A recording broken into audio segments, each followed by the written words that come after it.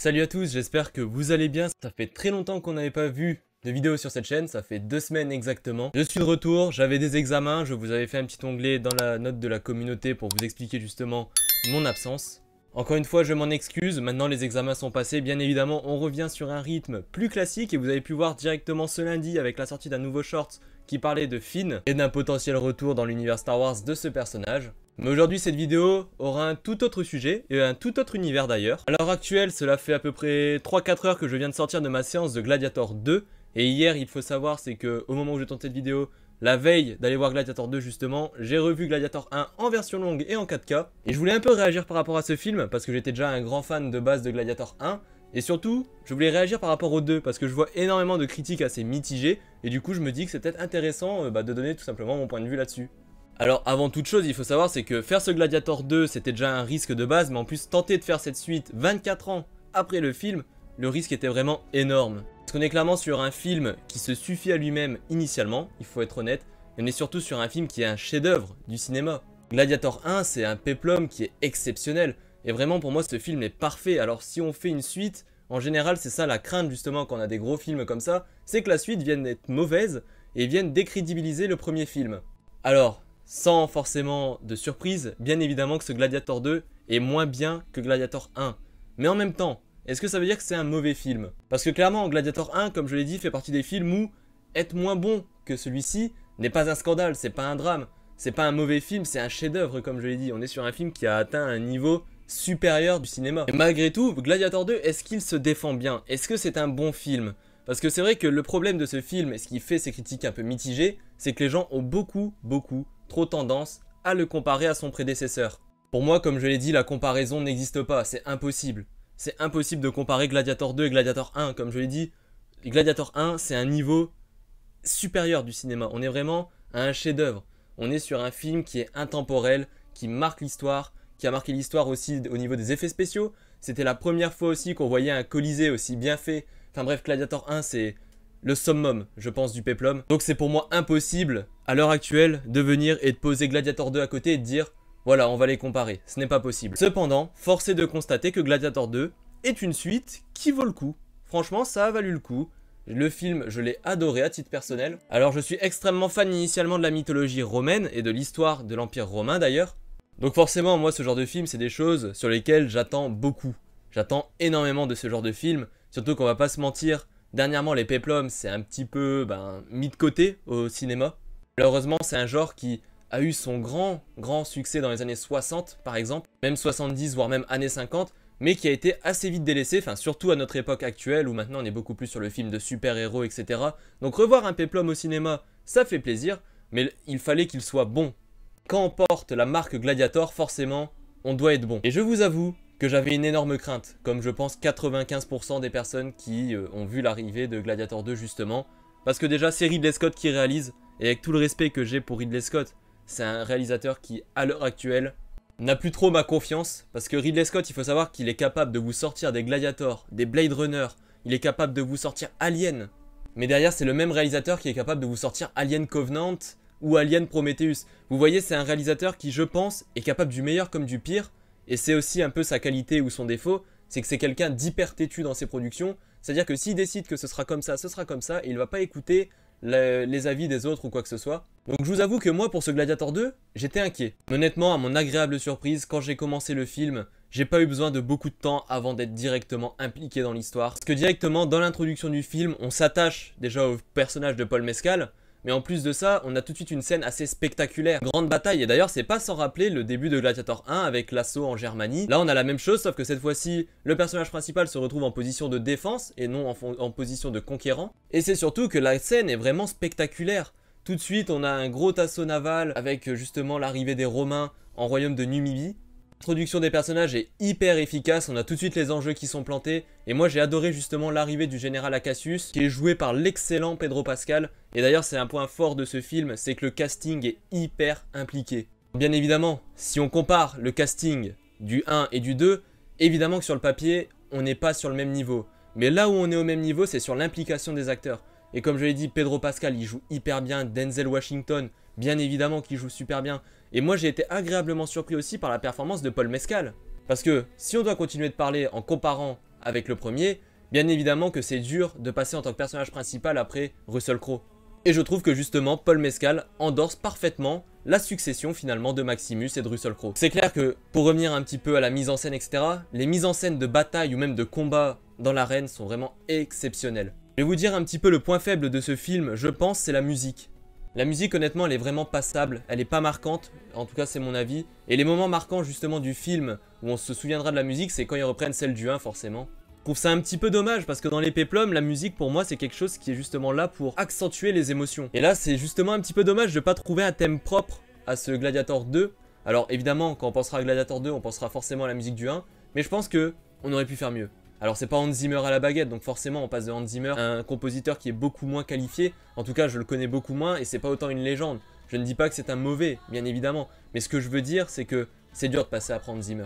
Tout comme ça aurait été dur de passer après John Williams. C'est toujours dur de passer après des gros noms, forcément. Ce que j'ai aimé aussi avec ce film Gladiator 2, c'est qu'il se contente pas de reprendre la recette du 1. Les personnages sont bien écrits, c'est-à-dire qu'on n'a pas eu, exemple, le personnage Lucius de Paul Mescal, c'est pas Maximus 2.0. Le général Acacius, c'est pas l'équivalent de Quintus, par exemple, dans Gladiator 1. D'ailleurs, le général Acacius, je trouve que son écriture est excellente, parce qu'on a un général tout simplement qui est hyper populaire auprès de Rome, qui a un succès phénoménal, un peu comme Maximus au début de Gladiator 1.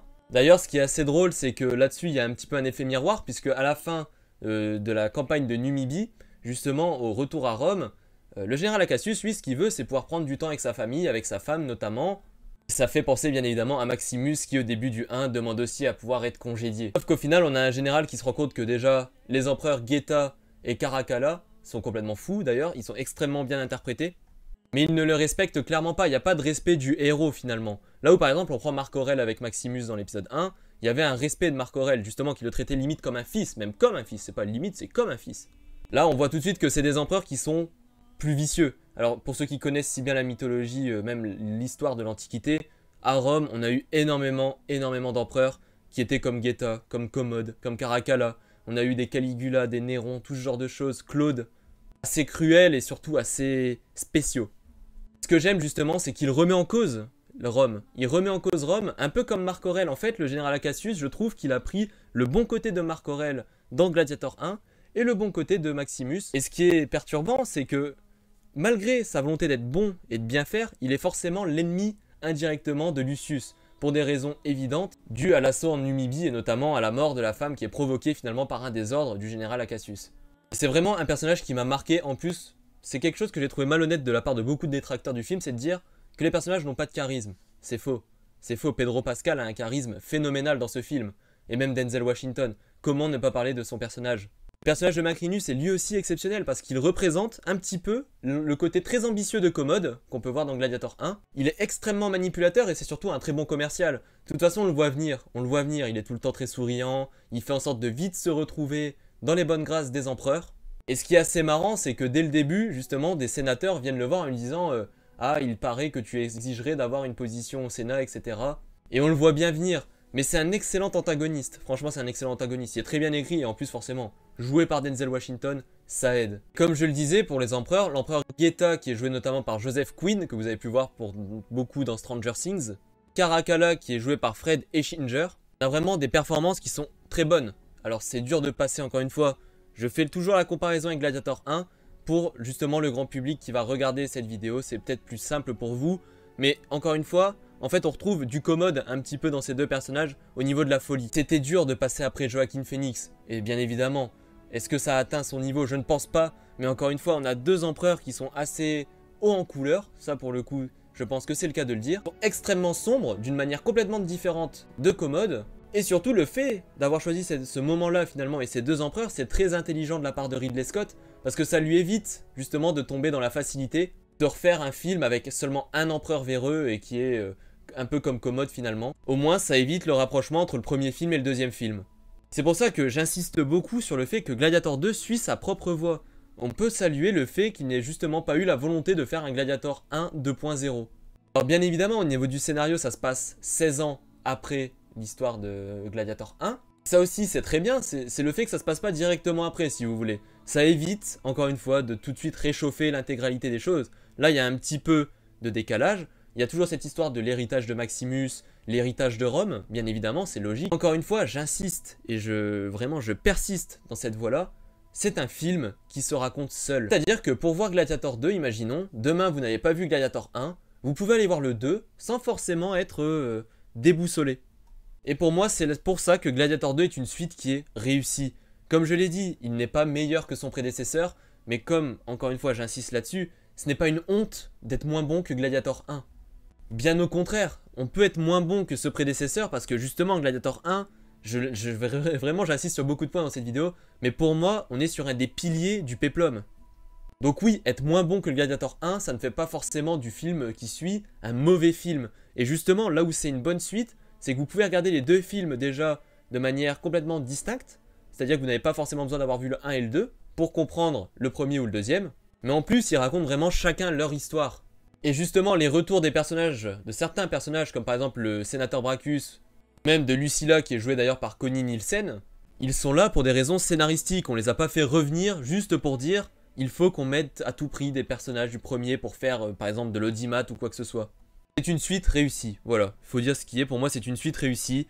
Les déclarations, je les trouve un peu malhonnêtes, je trouve ça malhonnête quand on est justement par exemple des critiques journalistiques, donc des personnes qui sont payées pour faire de la critique, et qu'on se permet de défoncer un film sous prétexte qu'il est moins bon que le premier, alors que le premier, comme je l'ai dit, c'est un sommet du péplum.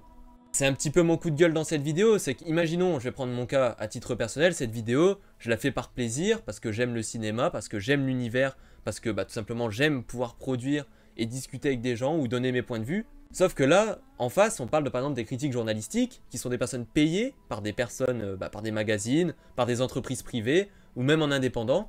Et leur seule raison de détester un film, c'est de le comparer forcément au premier. Et c'est justement ça qui m'avait choqué, parce que j'avais entendu une critique sur une chaîne très connue, que je ne l'afficherai pas pour éviter de m'exposer à certains problèmes. Et tout le long de leur critique, ce n'était pas réellement une critique du film en fait. On avait une vidéo qui était comparaison de Gladiator 1 à Gladiator 2. Ça s'arrête là. Et ça, je trouve ça scandaleux. Donc voilà, pour faire le bilan un petit peu de tout ce que j'ai dit, oui, Gladiator 2 vaut le coup. Non, il n'est pas à la hauteur du 1, mais c'est un film qui est bon, qui est même très très bon.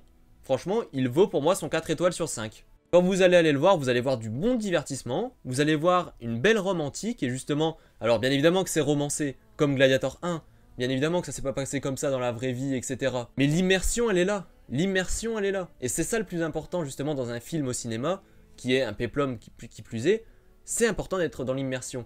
Et l'immersion, elle est bonne.